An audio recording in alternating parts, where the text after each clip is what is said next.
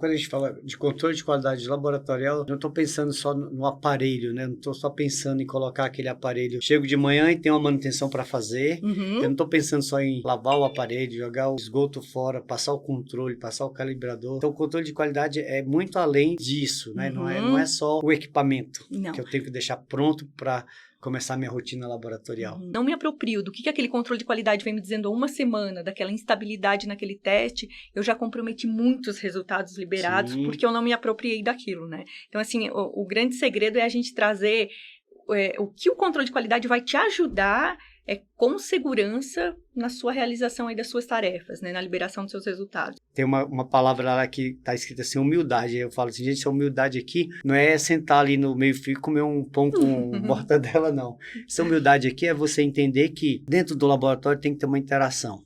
Então, se eu estou trabalhando com você e sei que você tem uma maior expertise, ou você sabe mais disso, é óbvio que se eu tenho uma dúvida, eu vou perguntar para você.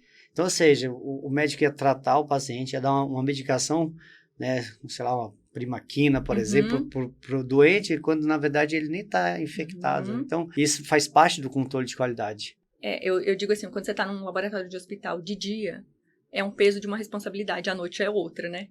Porque assim, se você não participar ativamente aí das leituras com seus colegas, de tudo que está acontecendo em termos de controle de qualidade, você chega à noite, você pega um plantão, você fica perdido, né?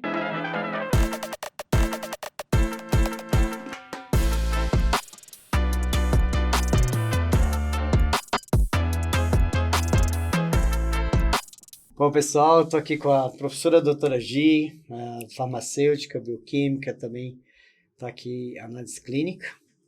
E eu trouxe essa moça que sabe muito aqui para conversar com a gente sobre controle de qualidade, que é um tema pouco visto, principalmente na faculdade, não se dá muita credibilidade, não se dá muita atenção, mas a gente que está dentro do laboratório, a gente vê que isso é muito importante, né? A gente sabe que se você não tem um bom controle de qualidade dentro da sua rotina laboratorial, você está fadado a soltar vários analitos, né, vários exames de forma errada. Então, eu queria que a professora Gi falasse um pouco dela, por que ela, o que te agradou, o que te chamou a atenção para essa área, porque muita gente gosta de ficar só na bancada fazendo exame e você está numa ponta que quer queira ou quer não, uma ponta extremamente importante, né?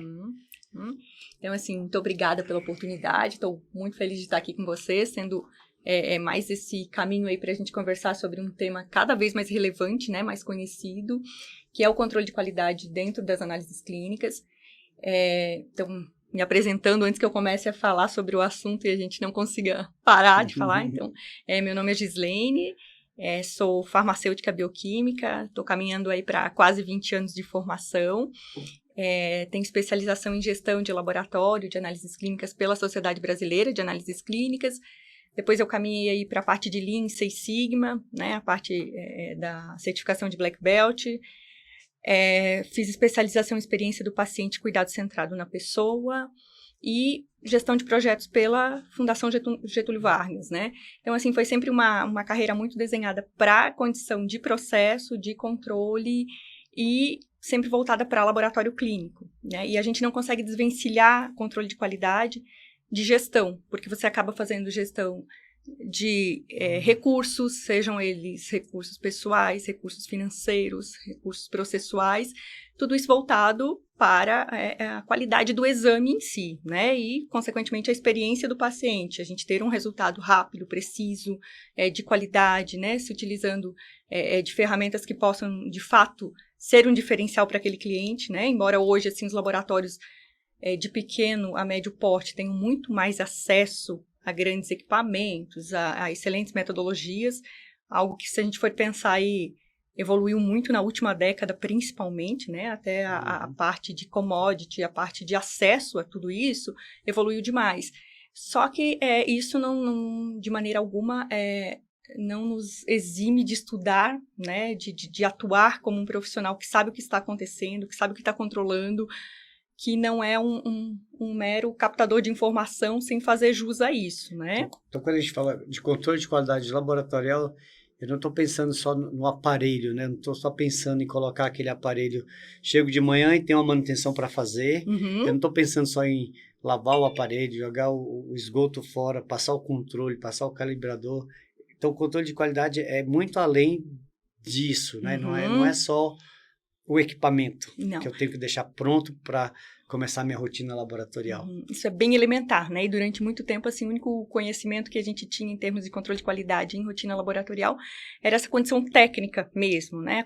A condição de vou passar controle normal, controle patológico, vou entender se aqueles valores conhecidos o aparelho está conseguindo replicar isso, ou se a variação que ele está apresentando me dá condições de realmente aprovar aquela rotina ou não. E durante muito tempo foi mais ou menos isso que se executou, porque todas as normas, todas as certificações, elas sempre tiveram como base a legislação pertinente ao laboratório clínico, né? Então, eu sempre digo que a acreditação, a certificação, ela é um plus da legislação. Então, assim, nenhum laboratório, independente de ter um selo ou não, ele está livre de cumprir com todos aqueles requisitos, né? Mas o controle de qualidade em laboratório, ele vai muito além disso. A gente seguir as orientações do fabricante para manutenção de equipamento, para passagem de controle, para manutenção corretiva, para avaliar impacto dessas manutenções que nós fazemos em relação aos exames. Tudo isso, assim, faz parte da rotina diária. Mas quando a gente começa a se apropriar das informações que aquelas paradas geram, a gente consegue, de fato, trazer valor para a gestão daquele laboratório. Se eu vou lá e atuo em uma parada de equipamento, toda vez de maneira pontual, sem investigar a causa daquilo, eu consigo resolver momentaneamente aquele problema, eu consigo tocar a rotina, como a gente diz, mas se ao final do mês eu não checo todas aquelas informações, eu perco a riqueza de saber por que esse equipamento está parando, o que é a frequência normal de utilização desse equipamento nessa rotina, parar, se 3 ou 4 vezes isso é esperado, né, se comparado com outros equipamentos em outros locais, isso é uma frequência normal ou é anormal? E aí, o que eu estou fazendo para entender o que de fato está acontecendo? Então, assim, a gente se apropriar, a gente pode trazer isso também para a rotina. Se todos os dias eu vou lá e verifico, o controle do cálcio não passou. Então, eu vou lá, reconstituo, calibro, troco o reagente, faço qualquer coisa de maneira aleatória, eu até consigo fazer com que esse controle passe. Mas eu vou ter uma frequência de dados fora que, se eu não investigar, eu vou ter perda de tempo, perda de insumo, resultado que não está representando a realidade, né? Então, assim, o controle de qualidade, eu acho que ele ajuda muito no compilado de informações. A gente tem as questões pontuais, que são alertas, que vão te dizer assim, olha, alguma coisa não está certa com essa rotina. Mas a partir do momento que eu começo a fazer gestão desses dados, eu consigo trazer informações, eu consigo trazer melhorias e um controle de fato, né? Sim, e você também tem que pensar no profissional, né, que está aí, seja o técnico de laboratório, seja o analista, que quer queira ou quer não, ele tem que receber de tempos em tempos um treinamento, né? Eu vejo que algumas empresas, esses dias agora eu fui chamado para dar um treinamento lá para os analistas em hematologia, na questão de leitura de lâminas, principalmente leucemias, que o pessoal tem na verdade, eu não sei se é uma certa dificuldade ou se é um certo medo, porque eu até falo assim, gente, leucemia, você pegar uma leucemia aguda, por exemplo, é uma coisa até meio monótona de você contar, você vai contar, sei lá, 80%, 90% de blast, eu falo, gente, você vai bater só numa teclazinha aqui e tal, mas eu vejo que alguns laboratórios também têm essa preocupação, né, de treinar ou dar um curso de capacitação, dar um curso de atualização. Recentemente a secretaria tem feito isso, a gente tem feito curso de, não só quando chega um equipamento novo, que aí todo mundo tem que treinar, tem que aprender a mexer na máquina e tal, mas eu vejo que controle de qualidade também envolve a questão pessoal, né, de treinar o colaborador, o funcionário, como não é isso? Tu trouxe uma questão assim super importante que a gente, quando começa a implantar sistema de gestão da qualidade em laboratório, um grande trabalho que a gente tem é a sensibilização de o profissional que está ali, que já tem inúmeras atribuições, ele entender assim, por que eu começo a registrar isso, por que eu tenho que fazer isso, por que a minha leitura agora tem que ser feita com mais 3 ou 4 colegas, antes a minha liberação não era contestada, entre aspas, né? E o controle de qualidade, ele vem justamente para isso, para te dar subsídios, para liberar os resultados com mais segurança, para que o teu paciente, independente de onde ele fizer, se for na máquina A, na máquina B, se for com o leitor, o analista da noite, o analista do dia, o médico não vai ter impacto sobre aquele resultado do ponto de vista de variações que não seriam pertinentes do ponto de vista estatístico, né? Então, assim, quanto mais a minha leitura e a sua estiverem balizadas, estiverem norteadas, a gente vai ter uma leitura que seja, a gente busca o 100% de semelhança, né? Para que eu não tenha uma conduta, às vezes, ou uma interpretação daquele resultado baseado na subjetividade. Quando a gente fala, assim, de equipamento, de dosagens, falando em números, com controles, com variações conhecidas, eu tenho estatística, eu tenho aí a questão da razão para me apropriar daquele resultado. Mas quando eu vou para microscopia, né, seja para urina, seja para líquidos, seja para hemato, eu tenho um grau de subjetividade. O meu olho, às vezes, não consegue identificar. Eu tenho os campos do microscópio. Então, o controle de qualidade ajuda muito com isso, né? Porque eu vou ter que ter um controle interno, onde eu tenho uma harmonização entre as leituras. Eu tenho lá as estatísticas aplicáveis para cada tipo de leitura, para cada tipo de exame, né? Hoje já tem base para tudo isso, base científica para tudo isso, para avaliar. Não quer dizer que se eu li 2 e você lê 1, automaticamente está fora, tem que ser 100%. Não é assim, a gente tem critérios estatísticos. Mas eu não posso deixar de visualizar algo que estatisticamente vai comprometer aquele resultado, aquela interpretação. Então, o controle de qualidade ajuda nisso também, né? Quando a gente fala de equipamento é mais fácil, eu vou ter lá Levi-James, eu vou ter Westgard, todas aquelas regras, né? Mas na microscopia, eu acho que aí o controle de qualidade ajuda ainda mais a ter um resultado aí mais qualificado. Lá passou o controle, tipo, liberou a máquina para a rotina laboratorial, e de vez em quando, principalmente, isso acontece muito em laboratório, por exemplo, que está dentro de hospital. Acho que laboratório, quando você faz um exame de rotina, que depois você pega o exame e vai levar para o médico, não acontece tanto. Mas quando um paciente está internado, né, vamos dizer, o doente está internado, o médico ele acompanha o dia a dia. Às vezes ele vai lá, e já aconteceu lá no meu laboratório, com certeza em vários outros, o médico questionar, falando assim, esse exame não tá batendo compatível, né? Com... Da manhã, né? Ou com o exame da manhã, ou com o exame da noite, às vezes não está batendo com a clínica do paciente. Já vi, por exemplo, exame de creatinina, por exemplo, o médico entra lá e fala assim, olha, essa creatinina aqui não está compatível com o estado clínico do paciente. E uma coisa que eu falo muito aqui na nossa pós de hemato é que, até brinca, assim, às vezes eu falo, isso aqui compõe o nome de um filme. Eu falo que cada hemograma compõe a sua própria história. Porque às vezes o pessoal tem uma preocupação de ficar olhando o resultado anterior. Deixa eu ver que a doutora estava de plantão ontem, deixa eu ver o que ela soltou aqui para eu soltar. E a gente vê que às vezes você pode ficar bem tendencioso a isso. Eu conto vários casos aqui no nosso curso de hemato que uma vez um colega nosso, né, também farmacêutico, ele liberou lá 34 bastões, o paciente tinha uma infecção bacteriana, estava tudo bonitinho. Aí, 2, 3 dias depois, o colega foi fazer o mesmo exame do mesmo paciente lá, e aí ele viu que não tinha mais bastões. Aí ele falou, mas o colega colocou 34, eu vou colocar 20 aqui, sabe? Isso é mais comum do que a gente imagina. Pois é, né? sendo que ele nem tinha...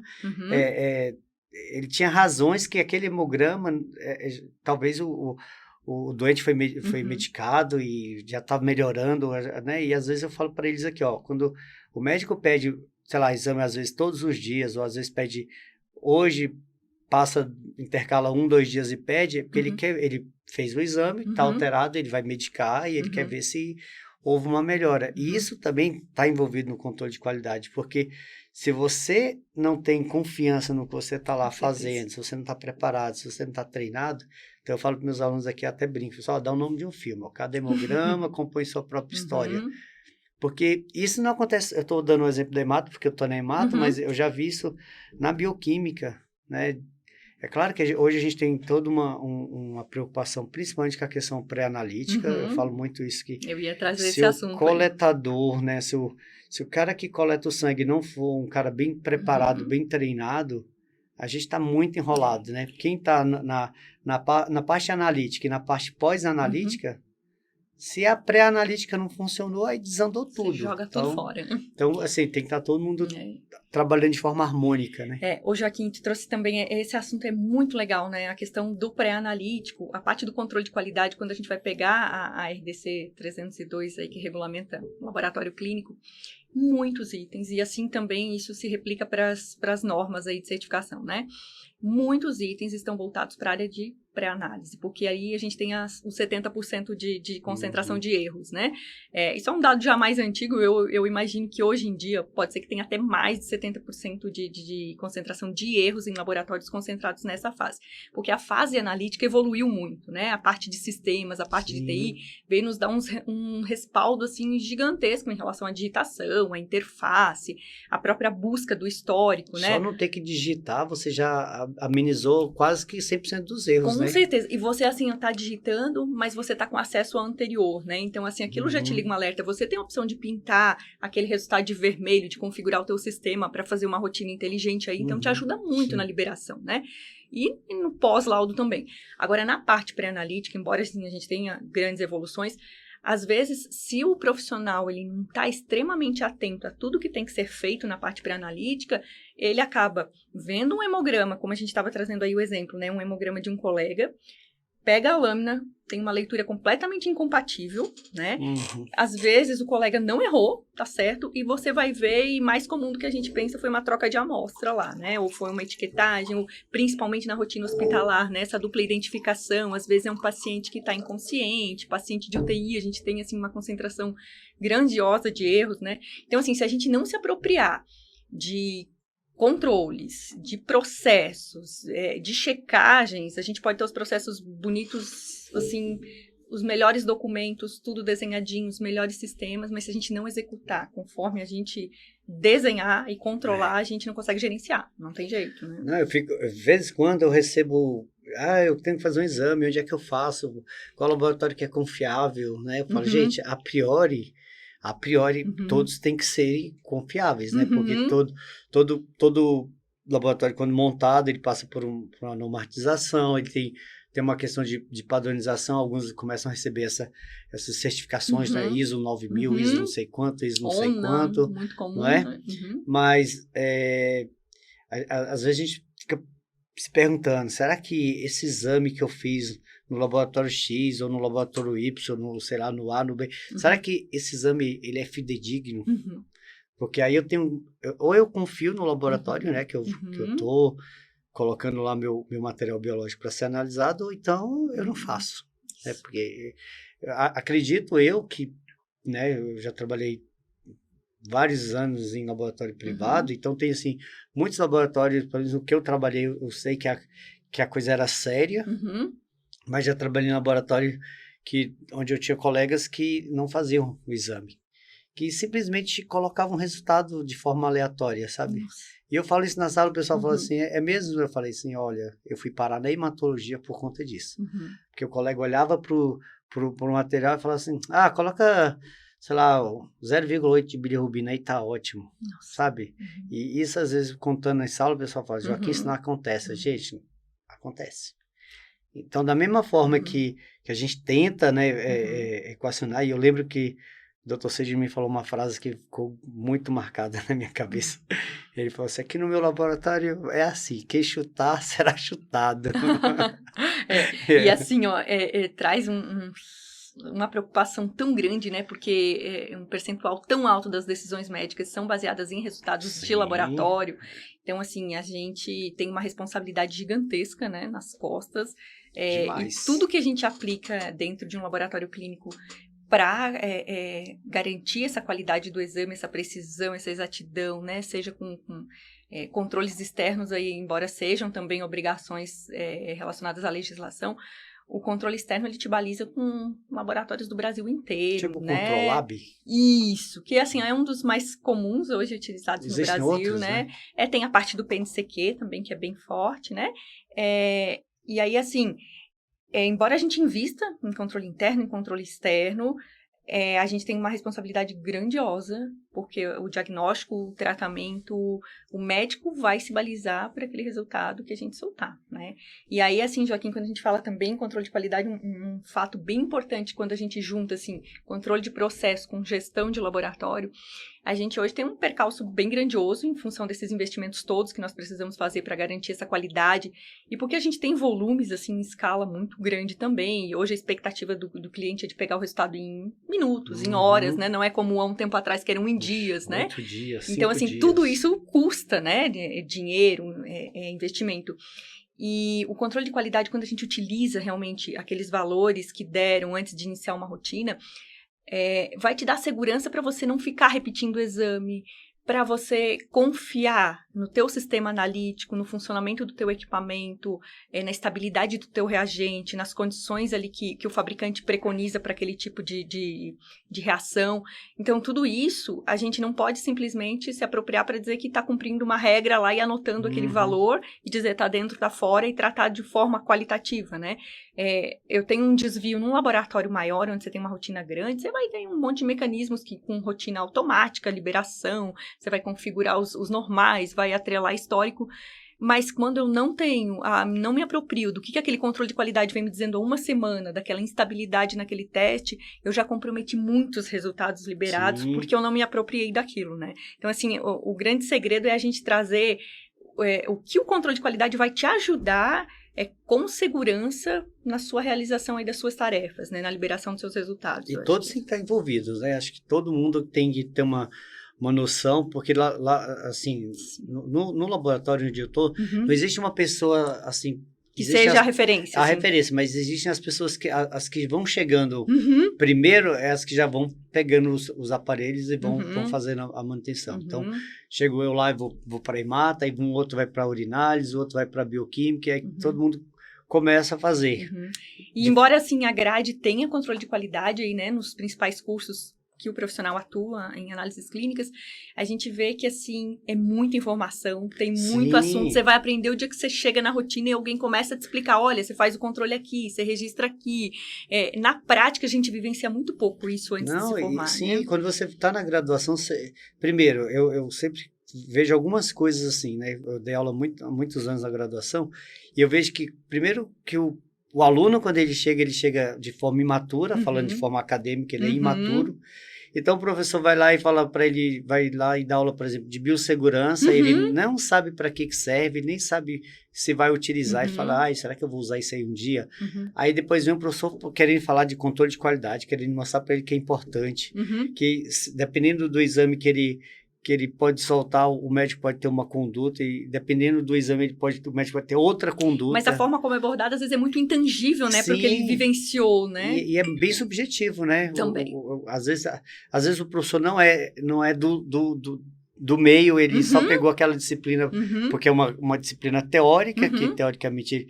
Então, quem está dentro do laboratório vivenciando isso no dia a dia é que sabe realmente quais são os impactos, os impactos, as relevâncias... nos meus primeiros slides de aula aqui da pós-gemato, tem uma palavra lá que está escrita assim, humildade. Eu falo assim, gente, essa humildade aqui não é sentar ali no meio-fio e comer um pão com mortadela, não. Essa humildade aqui é você entender que dentro do laboratório tem que ter uma interação. Então, se eu estou trabalhando com você e sei que você tem uma maior expertise, ou você sabe mais disso, é óbvio que se eu tenho uma dúvida, eu vou perguntar para você. E eu já tive colegas, né, já também contei em sala de aula, de colega que soltar um exame dizendo que o paciente tinha malária, que olha, é importante. O doente estava no box, e aí eu peguei o sangue, fiz várias lâminas, eu olhei e não tinha, não vi nenhum plasmódio, não tinha nada, e pedi para a coletadora fazer uma recoleta. Olhei 4 lâminas e não vi nada, e aí chamei o colega e perguntei, e aí, você mostrou para quê? Não mostrei para ninguém. Eu falei assim, pois é, mas não tem malária.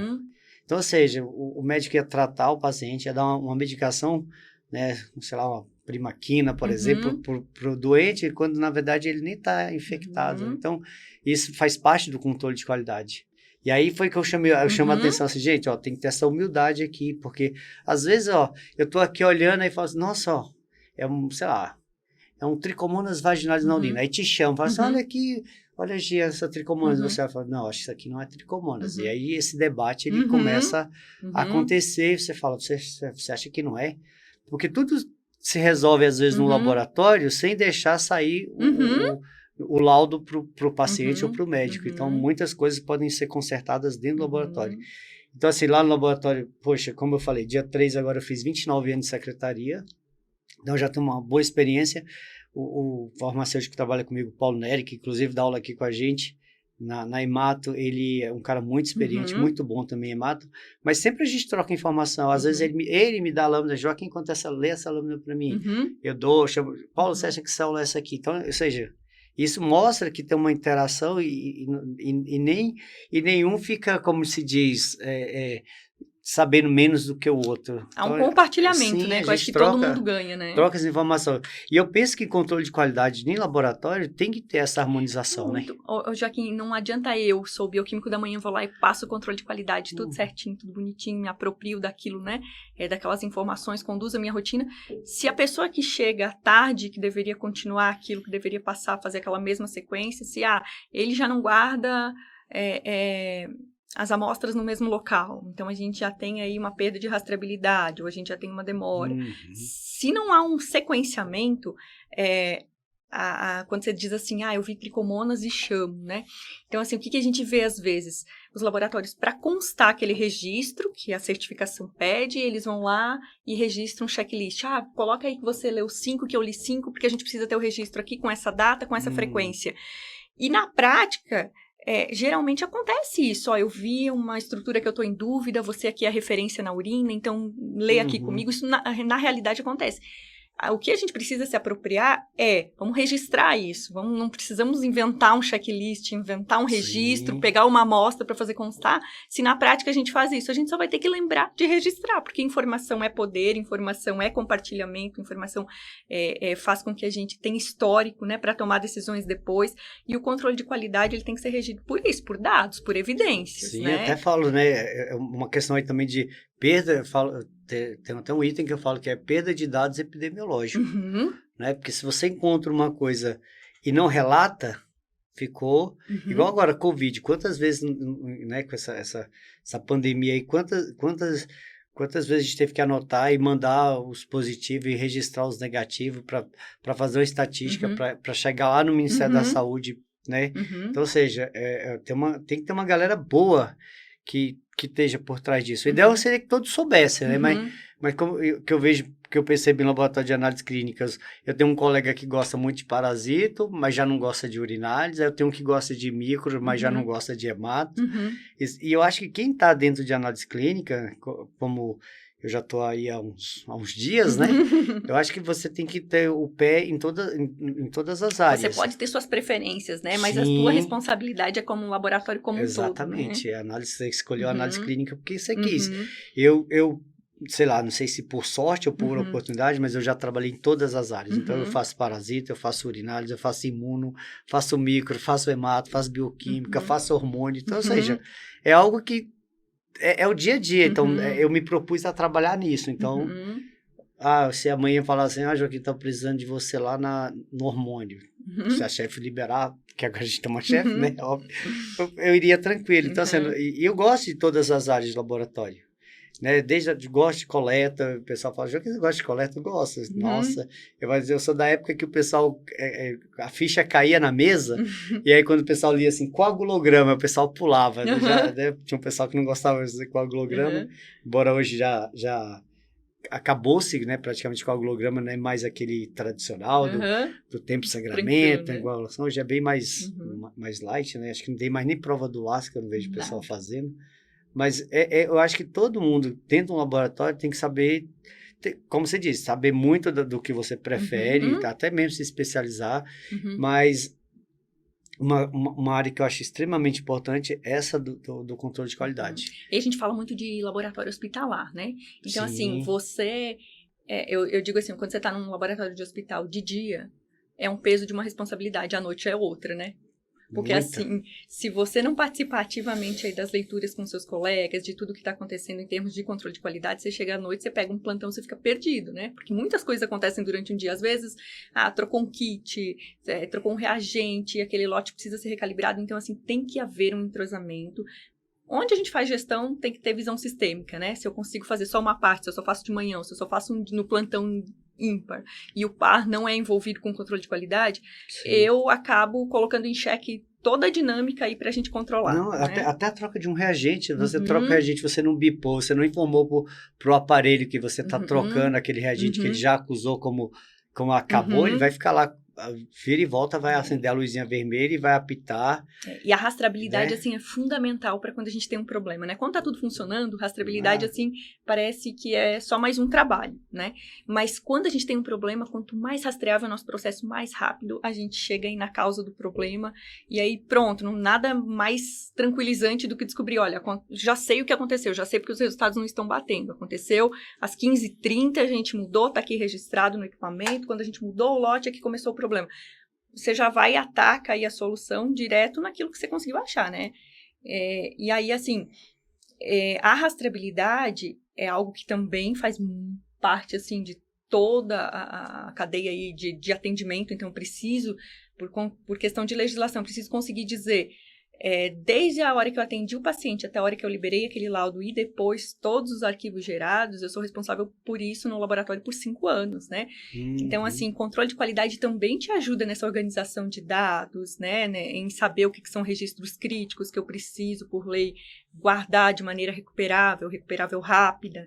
E isso tudo dá subsídios pra gente, na rotina do laboratório, conseguir sanar os problemas aí de forma mais rápida, né? Eu já vi problema de aparelho que calibrava, trocava o reagente, trocava o controle, e o problema estava na água. Uma água contaminada, uma água que não era de boa qualidade. Então, ou seja, você tem que tentar, na hora de um problema do equipamento, você tem que pensar em N variáveis, né? Mas quanto mais está cercadinho o seu processo, quanto mais registro você tem, quanto mais você segue, mais fácil de você achar, né? Acho que isso é um grande ganho. Eu vejo também que o pessoal às vezes não leva tão a sério, né? Tem que abrir, por exemplo, na microbiologia a gente tem um controle de qualidade, por exemplo, de todo dia aferir, por exemplo, a temperatura da estufa, aí anota lá, e aí o pessoal às vezes nem abre, aí já olha lá e fala assim, ontem estava 35,5 graus, bota aqui 35,5 graus também. Já vi colega fazendo isso, e às vezes eu falo, gente, parece que vocês não levam muito a sério. E a gente está num ambiente, eu falo aqui, né, a gente está num ambiente que a gente está fazendo exames de pessoas e eu posso comprometer esse exame aí. E aí, como é que faz? Por isso que tem esse desdobramento que a gente fala judicial, né? Que às vezes a pessoa não se atenta. E eu falo, gente, já pararam para pensar a responsabilidade que nós temos de estar liberando o resultado do exame de alguém, sei lá, seja um teste de gravidez, seja uma sorologia para HIV, seja, sei lá, um hemograma, uma tipagem sanguínea, né? Que eu vi já muitos laboratórios com problemas de troca, às vezes foi a troca de material, e aí quem está na parte analítica e pós-analítica não tem como saber, mas às vezes é um descuido mesmo, né? Assim, a falta de um cuidado. E assim, Joaquim, quando a gente vai para equipamento de HIV, muitos já vêm aí com sensores, que se a temperatura não estiver adequada, de acordo com a instrução do fabricante, o aparelho começa a alarmar, então a reação já acaba, você perde os testes ou não se processam. Mas quando a gente vai para a parte de microbiologia, que precisa aí da temperatura, se eu não tiver, eu não vou ter um apito, né? Eu vou liberar aqueles resultados, às vezes errôneos, por conta aí de, vamos pensar num final de semana, se eu tenho um problema no sábado à tarde, e aí eu fico com a temperatura inadequada aí por quase 48 horas, até segunda-feira chegar alguém lá para tocar aquela rotina. E aí o que eu tenho visto? A gente tem tido mecanismos, né, assim, seja um equipamento que alarma quando a temperatura não está adequada, ou contratação de um software que faz o gerenciamento dessas temperaturas em caixa térmica, em maleta de coleta, ou em estufa, ou em qualquer lugar que a gente colocar, mas a gente, por não ser sensibilizado qual a importância daquele dado, daquele registro, acaba negligenciando. Então, assim, eu já tive situações em que tinha aí um sistema controlando, que controla 24 horas, então você não fica nem sem anotar quando o laboratório está fechado, se tiver uma variação de temperatura aí na madrugada, você tem como receber no seu celular, mas as pessoas acabam negligenciando, é só mais um alarme, só mais um alerta, e não tomar ação em relação a isso. O que eu percebo, às vezes, sei lá, na minha sala tem lá três ar-condicionados, e aí o pessoal vai e desliga o ar-condicionado, e às vezes eu brinco, gente, esse ar-condicionado aqui, ó, ele não é para nós não. Esse ar-condicionado é para o aparelho, porque ele tem que trabalhar numa temperatura X, sem muita variação de temperatura, porque essa variação de temperatura pode incorrer no erro, né, de análise de algum exame. Só que o pessoal não entende isso. Fala, mas a sala está muito fria, então vem, sei lá, vem com a blusa, vem com o casaco. Né? Não bota só o jaleco, faz um jaleco, sei lá, de de moletom. Porque às vezes é difícil você colocar na cabeça da pessoa que está trabalhando ali que aquele ar-condicionado não é para você, é que o aparelho precisa trabalhar numa temperatura E a gente que estável. tem a formação, assim, a gente que estuda muito sobre isso, vivencia há muito tempo isso, é meio que intrínseco, a gente entende a importância quando você chega num local que não passa controle, ou você chega num local que não tem temperatura, não tem gerenciamento de nada disso, você já se questiona, né? Mas cadê isso? Cadê isso? Agora, assim, você está lidando com laboratórios, com equipes que nós temos pessoas recém-formadas, pessoas que estão fazendo um estágio e atuam ali dentro, pessoas que estão no início de um curso técnico, né? Ou pessoas que recém saíram da graduação, então estão mais aprendendo do que, de fato, contribuindo. São diferentes níveis de conhecimento e se a gente não tiver alguém puxando isso, alguém, geralmente é a pessoa do controle de qualidade que está lá nesse papel de sensibilizar, de ajudar a colocar esses registros aí De em treinar pauta, isso, e de manter, né, essa constância, né, esse controle, é muito difícil de a gente fazer acontecer, né, se a gente não tiver, assim, esse caráter bem educativo mesmo, né, bem sensibilizador.